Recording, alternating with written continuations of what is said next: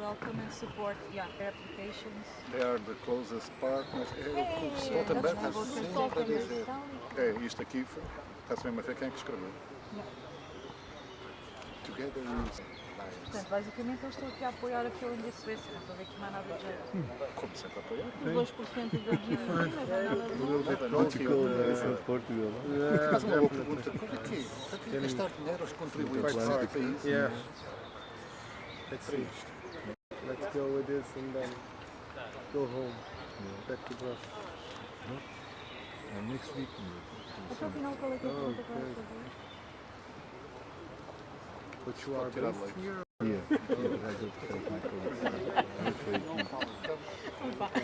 Será por ser presidente? É o único que não é primeiro-ministro. Yes. O que é que não é? We came today. O secretário de prensa para falar.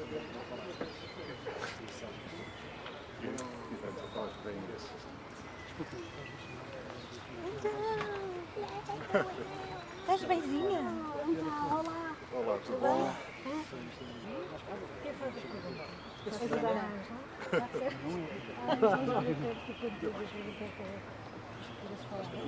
Não, pronto.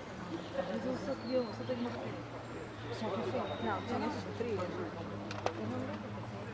Nunca fez. Vocês comeram alguma coisa? Eu comi porque aqui é muito frio. Tudo bem? Por cá? Sim. Pronto, nós entramos. E é por onde Que é para onde vocês vão seguir? É, pronto, que é o tal que vai dar para uma rua sem saída. Esconsa, sombria, onde o senhor está há 2 anos. É verdade. Não, eles. Devemos sair para falar convosco. Às vezes eu acho que eu escrevi nisto. Saiu pela porta principal. E deu a volta, exato. Foi. Foi. Desculpa, estava a emprestar. Ele deve ter por ali. Agora o comendo já depois eu acho que eles esperaram. Vão ao meio, vão ao outro lado, dão a volta e depois Saem, viram à direita, viram na direita. é, nas bandeirinhas. Lembras que o segurança...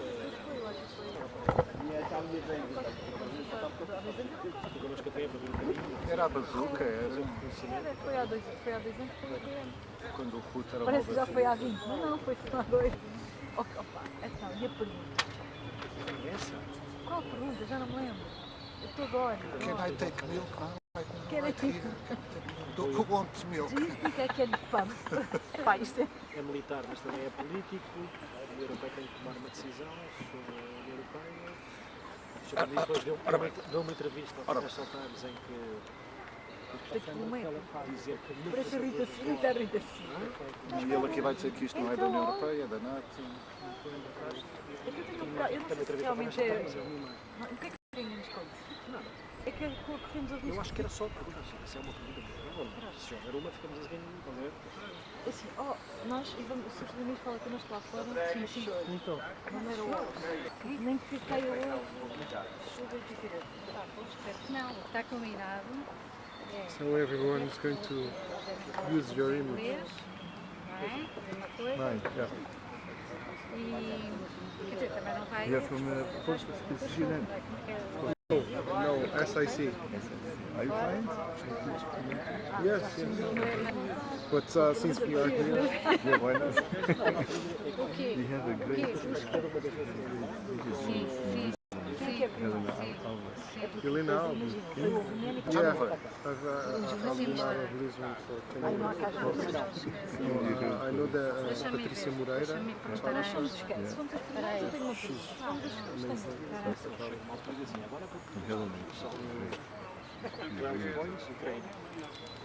Eu tenho uma pergunta. Estás perigoso. Good place to go. You should.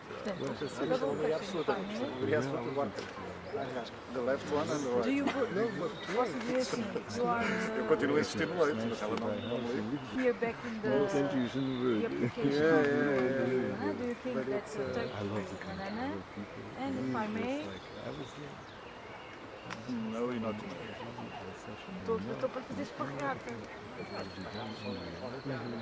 E eu acho que é logo a Ucrânia, mas se formos nos últimos, já a gente falou do resto. O apoio à Ucrânia também é um apoio político.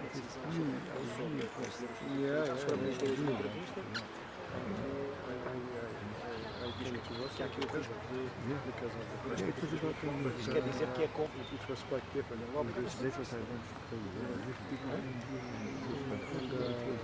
Acho que eu até posso perguntar, you'll be against the candidate status? Convenci-me lá que Portugal é que está a bloquear a adesão.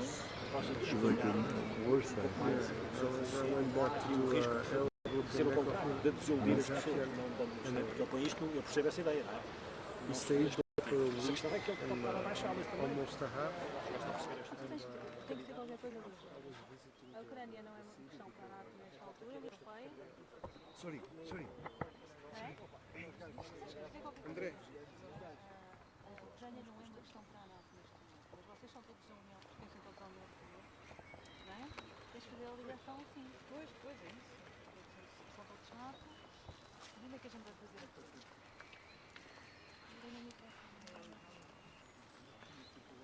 Good evening to all of you. Welcome to this press conference. The floor is yours, Prime Minister Rutte. Thank you so much, and also good evening to again extend a warm welcome to Prime Minister Mette Frederiksen of Denmark and NATO Secretary General Jens Stoltenberg, host of this evening. And we are so happy that also our colleagues are here from Belgium, from Portugal, from Poland and Latvia. President Klaus Johannes of also there during the dinner, but he had a very tight time schedule, so he's not here during the press conference. He has a state visit of the French president taking place tomorrow. Mette Frederiksen and I convened this meeting because we wanted to give leaders of NATO member countries a chance to talk informally ahead of the maybe potentially crucial, but at least very important NATO summit in Madrid at the end of this month. And naturally, the main topic of discussion was Russia's brutal and unprovoked war against Ukraine. Vladimir Putin must not win this war. Here with us have reaffirmed their unwavering, once again, to stop this aggression. The war in Ukraine has serious consequences for security in Europe and once again underscored for a strong and united transatlantic alliance.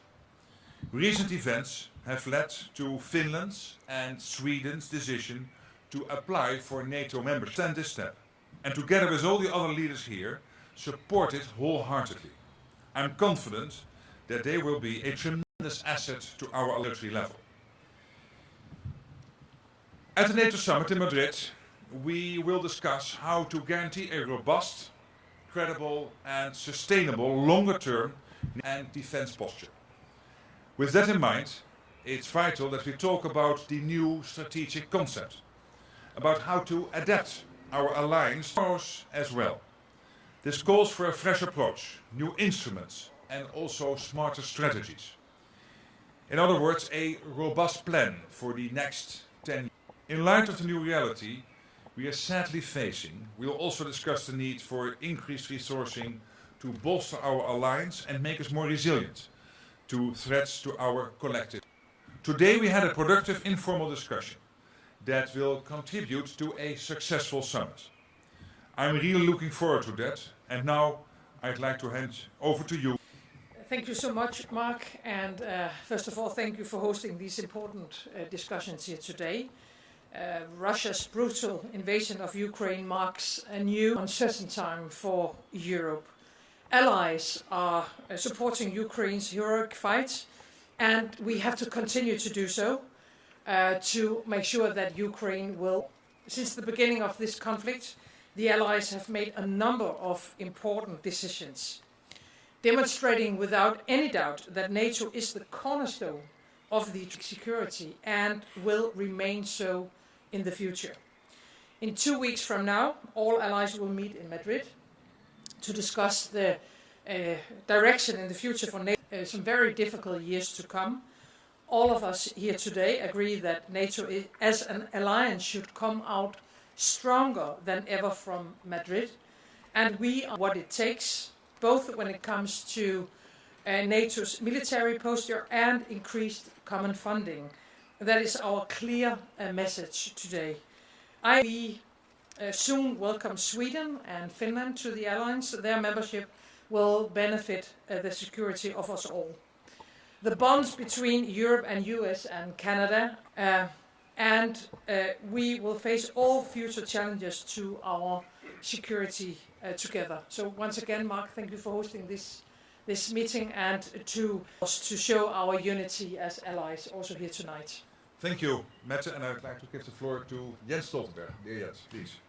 Thank you so much, Prime Minister Rutte. Dear Mark, Prime Minister Rutte, thank you so much for co-hosting this dinner and this very important conversation among 7 NATO allied leaders. This is important because in Madrid for an historic and transformative summit of all NATO leaders and take decisions to keep NATO strong in a more dangerous world. Tonight we have our preparations, including on the need to continue our strong support for Ukraine, both in the short term but also over the longer term. To welcoming President Zelensky to address NATO leaders at our summit in Madrid. In response to Russia's invasion, we have reinforced our ability and defend every inch of NATO allied territory. In Madrid, we will take the next steps and agree a major strengthening of our posture. Tonight, with the need for more robust and combat-ready forward presence, even higher readiness, and more pre-positioned equipment and supplies. We also address the need to our defence and to invest more together to strengthen NATO's common funding. In Madrid, we will agree on NATO's next strategic concept. It will assess our changed security, reaffirm our fundamental values and tasks, and it will be a blueprint for the alliance's future. Finally, we also discussed Finland and Sweden's decisions for joining NATO. Their membership will make them safer and our alliance stronger. I had constructive talks with President Niinistö and Prime Minister during my visit to Finland and Sweden earlier this week, and I welcome the serious steps already taken to address Turkey's concerns, including the fight against PKK. Dialogue continues to find a united way forward. So, Mark and Mette, thank you so much for hosting us all tonight. Thank you so much, Jens. Now I'd like to give the floor to Alexander De Croo, Prime Minister. Yes, thank you, Mark, and Mette for organizing this very timely pre-summit in the run-up to the meeting of Madrid. It's clear that since February 20th, the Russian war and the Russian aggression against Ukraine is a game changer related to security in Europe. But the good news in this is that NATO is more unified and more solid than it has ever been. On the eastern flank, we are showing our solidarity. We're showing what solidarity between allies actually in practice means. See that solidarity is attractive, with Finland and Sweden applying to become part of our alliance. As Belgium, we assumed our responsibility from the moment that the war started. Our fighter jets are air policing the skies of Poland and of the Baltics, and we have a Belgian battalion stationed in Romania as part of the rapid response force. And let me be clear, we will continue to take our responsibility. Glad this evening, dear Jens, that we had the opportunity to summit in Madrid, where we will adopt NATO's new strategic concept and also discuss burden sharing. Within Belgium, we have a clear path in growth. Decisions from the previous and the current government, we are almost doubling our military spending by 2030, and we are working to realign our defense efforts with European non-nuclear allies. Now, the discussion is not only an input discussion. It's not only about how much we spend. The question is also on how you spend it. This is a moment to tackle the fragmentation of our defense efforts, especially between European countries. And Mark, I think we have an example to give on how we integrate and how we integrate defenses. Second element is we need to work to have a stronger European defense industry, able to compete with global players. Increasing our budget means that it should benefit Europe, should also be a quality label in defense. And third, last element is more societal return. More investment in the military fits in a broader. This is about strengthening cybersecurity. It's about providing better protection to our businesses and also an interesting education track for our young people. So I would like to thank you for open discussion tonight. We are only at the beginning of a new era where the importance of NATO and European defense will continue to grow. We're looking forward to Madrid, to the discussions there under the leadership of our Secretary General. Thank you, Alexander. I'd like to give the floor to Antonio Costa, Prime Minister of the Republic of Portugal. Thank you, Mark and Mette, for this opportunity to have this meeting. We come from all Europe, Nordic, Southern Atlantic and Eastern countries. Message of unity. We are committed to build a stronger transatlantic alliance. We stand in full solidarity and we call on Russia to stop immediately this war of aggression and respect the independence, sovereignty and the territorial integrity of Ukraine. More than ever, we need to strengthen the Euro-Atlantic defense. We warmly welcome the applications of Sweden to join NATO. We will work on a closer cooperation between NATO and European Union. And finally, Madrid Summit as the milestone to reinforce NATO's capabilities and resources. Thank you, Antonio. I'll give now the floor to the Prime Minister of, please. Thank you, Mark, and thank you, Mette, for gathering us all here in this beautiful place to discuss most important topic of nowadays. This is, of course, the war in Ukraine. And first of all, I think it's so important that we have reinforced our unity and approach. I'm a strong believer in transatlantic ties, and it is so often and barbarian attacks as the Russian attack on Ukraine. NATO can be barbarian attacks as the Russian attack on other attacks on eastern flank of NATO, eastern flank of the European Union. So the reinforcing of our unity and transatlantic dimension is important. But we have also asked critical questions. Are we sufficiently strong in defending our European values? In Ukraine, the Ukrainian soldiers fight for the most important European and free world values: sovereignty, freedom, right to live, and others. And I think the answer is no, we are not doing enough. We have not done enough to defend Ukraine, to Ukrainian people, to defend their freedom and sovereignty. And this is why I urge you, I ask you to do much more to deliver weapon, artillery to Ukraine. They need this to defend their country, to defend their territorial integrity and sovereignty. Where is our credibility if Ukraine fails? Can we imagine that Ukraine fails and we revert back to business? I hope not. I just hope that not only the 7 of us from the European Council who have been gathered by Mark and Mette cannot imagine such a scenario.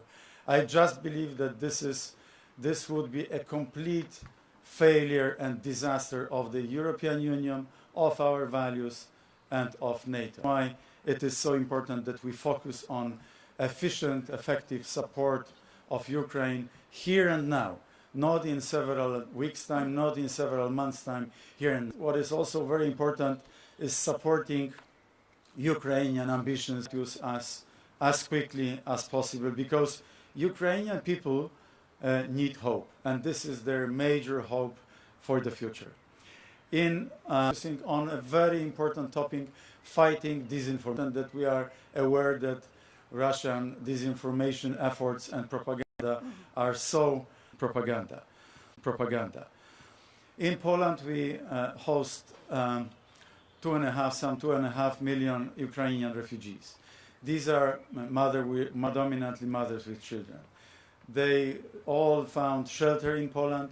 We have given access to our healthcare system, educational system. They want to go back to Ukraine, but they can stay in Poland for as long as they want, as long as they feel they know that they are welcome in Poland as well. In Ukraine,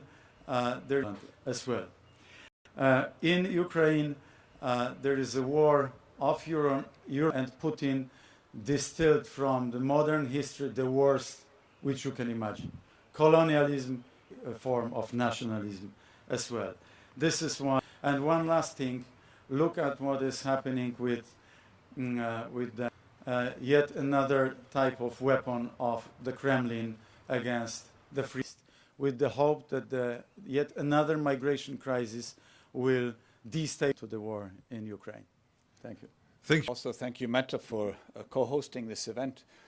The world really has changed since February 24th. A war which it had been waging for 8 years in Ukrainian statehood and annihilated. One, he did not count on the resistance of the Ukrainian people and the Ukrainian army NATO have had, and that is he has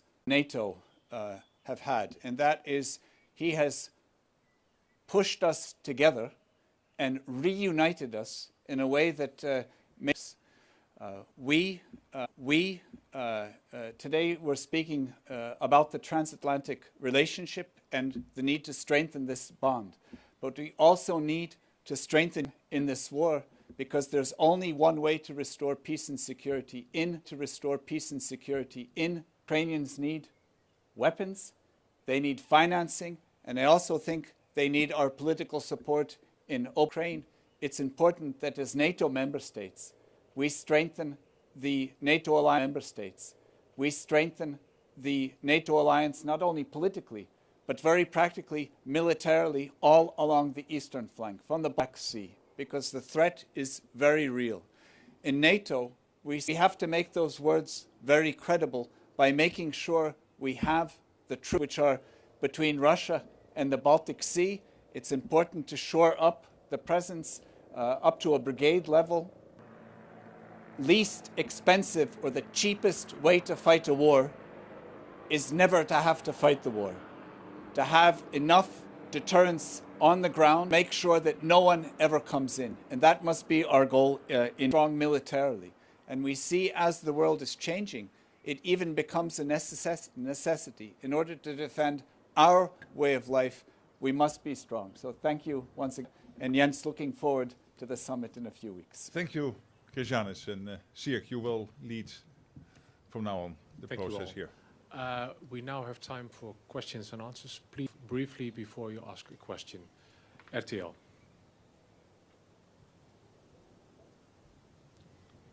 The microphone is coming. Ons Lambie, RTL News. Prime Minister Rutte, Turkey has said it's willing to delay the Swedish and Finnish members from The Hague to the government in Ankara. Well, first of all of us, we very much welcome the ambitions of both Finland and Sweden to work. Just said, it is not only strengthening them, it is strengthening the whole of the NATO alliance. Turkey has made it clear that they have particular worries which have to be addressed. Their issues, terrorism, and have to be taken seriously. Jens Stoltenberg was visiting yesterday. This issue will work very hard up to the NATO summit and also after the NATO summit to make sure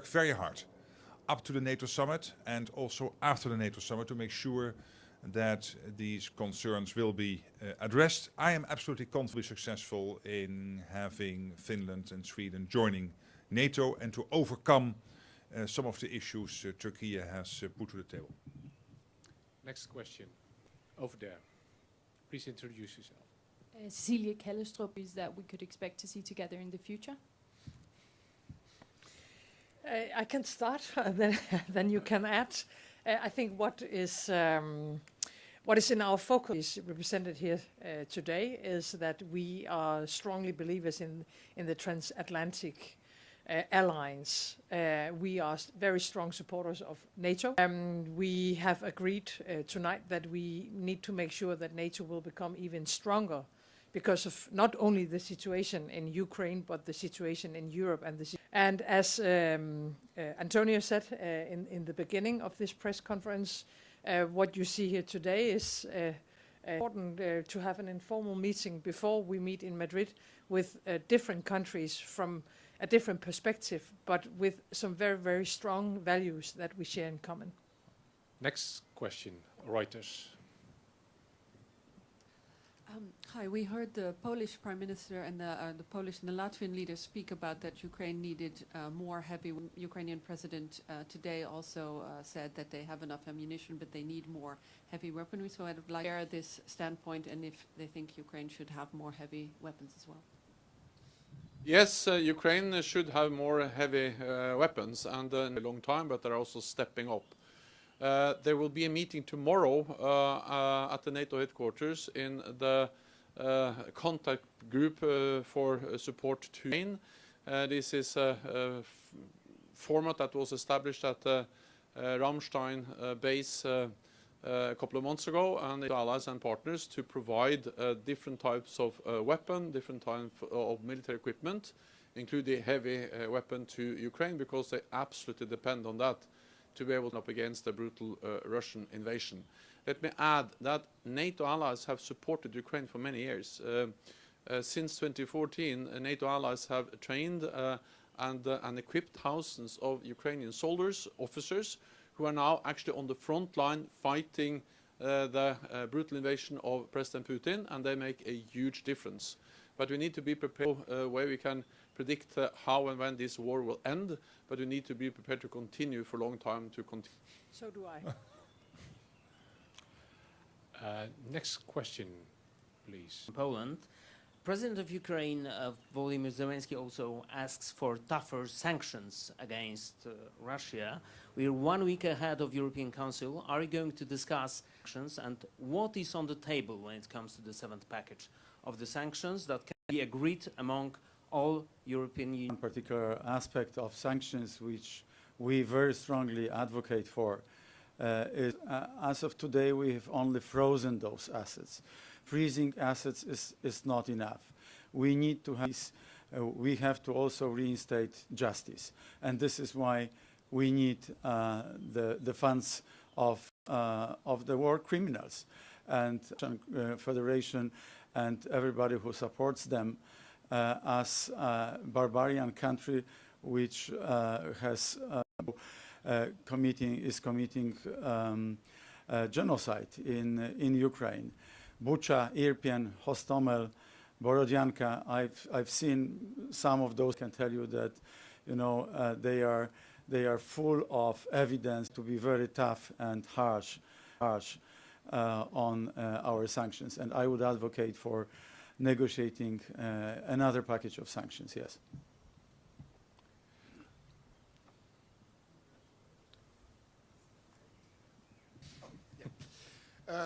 Prime Minister Rutte, can you please explain what's the significance of this meeting of these countries in light of the Sweden and Finland and the resistance of Turkey and weaponry for Ukraine?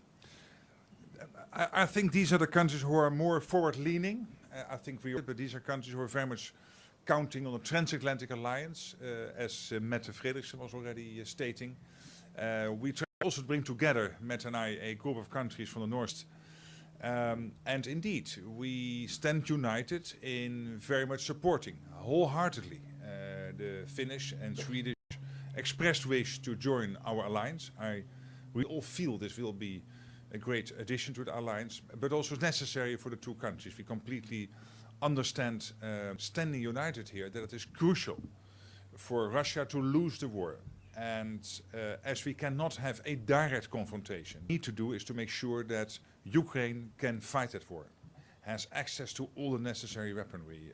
As we have done with Germany a couple of weeks ago, we are now Ukrainians, as you know, on the Panzer Howitzer 2000 system, and we hope to ship as soon as possible 12 of those to Ukraine from Germany. Working on delivering as much as possible weaponry, humanitarian support, but also the heavy weaponry, and we have to continue doing that. And here are two themes which are really uniting us: that transorientation, but also the absolute need to support Ukraine also militarily. Mr. Stoltenberg, can this also be seen as a message to the resistance of... So first of all, I welcome that a group of NATO allies meet in this way in the run-up to the summit, where all 30 allies will meet. Of course, in Bucharest, the group called B9, 9 Eastern allies from the eastern part of our issues in preparation for the summit. So I welcome the fact that 7 allies then from different parts of the alliance meet and address important membership. Is that I strongly welcome that. It's an historic decision. It will strengthen them, it will strengthen us, but at the same time we have to take seriously those concerns that are raised by President. Actually, Turkey faces some serious terrorist threats. They down and do, as we always do in NATO when there are differences, discuss, consult, and then find a united way forward. Okay, thank you. We have one final question. Thank you, Susana Freixas, SIC Portugal. Speaking of accession, and since we are talking about this, and Prime Minister Morawiecki said that the EU help Ukraine, and Poland clearly backs the candidate status of Ukraine. Prime Minister Rutte, the 7 leaders here today, on this topic, I mean, backing and supporting these candidate statues, and I'm speaking about and thinking about and Prime Minister Costa, today you said that the EU risks. Does it mean that Portugal will not support these candidate statues next week, or is the EU already creating these false expectations, or is it going to disappoint those that expect more? Thank you. On your first question, we did not discuss that tonight. I think probably by the end of the week, or otherwise this weekend or early next week, but I think the latest planning is at the end of this week, they will bring out the recommendation. And then, of course, all of us have to discuss in our teams how we relate to that recommendation.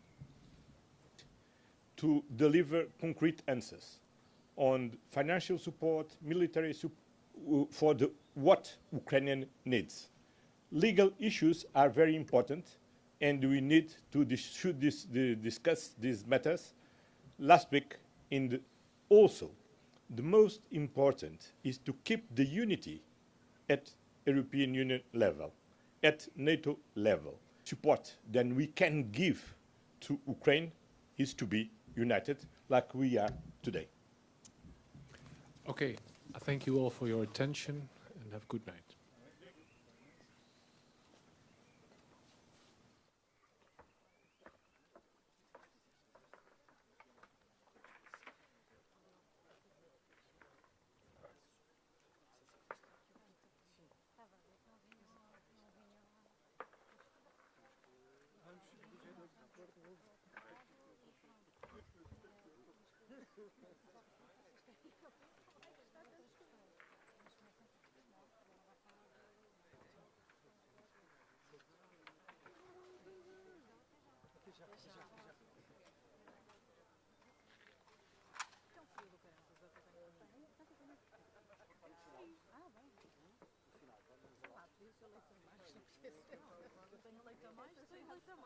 Acho que vai ser agora enquanto o Costa fala. Mas eu tenho ali o Costa a falar e o Costa consegue sempre fazer com o assunto de armas de longo alcance. Olha, desculpa, e a reunião last week.